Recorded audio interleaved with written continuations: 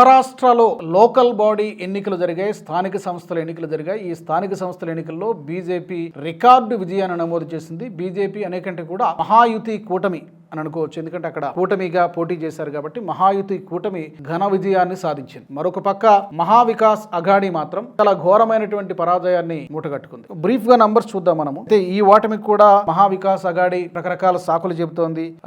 EVMs ని manage చేశారు, డబ్బులు పంచారు, ఎన్నికల సంఘంతో కుమ్మక్కయ్యారని చెప్పి అసెంబ్లీ ఎన్నికలకు లోక్సభ ఎన్నికలకు ఏ కారణాలను అయితే చెప్పారో ఆడలేక మధ్యలో ఓడు అన్నట్టుగా సాముతున్నట్టుగా మహావికాస్ అఘాడీ కూడా ఇప్పుడు అదే ఆరోపణలు చేస్తుంది. డబ్బులు పంచడం ద్వారా, ఎన్నికల సంఘాన్ని మేనేజ్ చేయడం ద్వారా ఇంత పెద్ద విజయం వచ్చింది మహాయుతి కూటమికి అంటూ. సరే, నెంబర్స్ చూద్దాం. మహాయుతి కూటమి సుమారు 288 మున్సిపల్ కౌన్సిల్స్ కి అలాగే నగర పంచాయతీలకు ఎన్నికలు జరిగాయి. ఈ 288లో 207 లోకల్ బాడీ ప్రెసిడెంట్ పోస్టులు మహాయుతి కూటమి అంటే ఎన్డీఏ కూటమి అని కూడా మనం అనుకోవచ్చు. 207 లోకల్ బాడీ ప్రెసిడెంట్ పోస్టులని ఎన్డీఏ గెలుచుకుంది.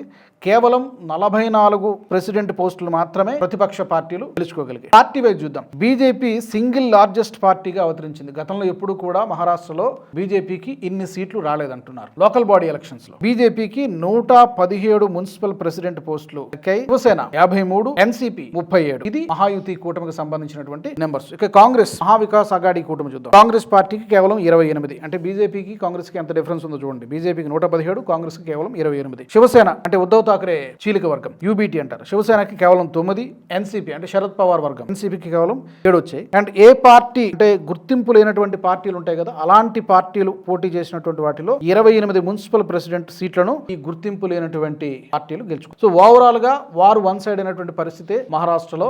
కానీ అక్కడ అసెంబ్లీ ఎన్నికలకు ముందు ఒక ఆందోళన కనిపించేది. జనరల్ గా బీజేపీ పైన ఈ విమర్శ ఉండేది. పార్టీలను చీల్చింది, అటు ఎన్సీపీని కానీ లేకపోతే శివసేన పార్టీని కానీ పార్టీలను చీల్చింది అనేటువంటి విమర్శ ఉంది. డెఫినెట్ గా ఇది ఎన్నికలలో ప్రభావం చూపిస్తుందని చాలా మంది అనుకున్నారు. బట్ ఆ అంచనాలన్నింటినీ కూడా తలకిందులు చేస్తూ చక్కగా పోలరైజ్ చేయగలిగారు. ఇప్పుడు మరొకసారి ఈ లోకల్ బాడీ ఎన్నికల్లో కూడా అదే ఫలితాల సరళిని రిపీట్ చేసినట్టు అయింది.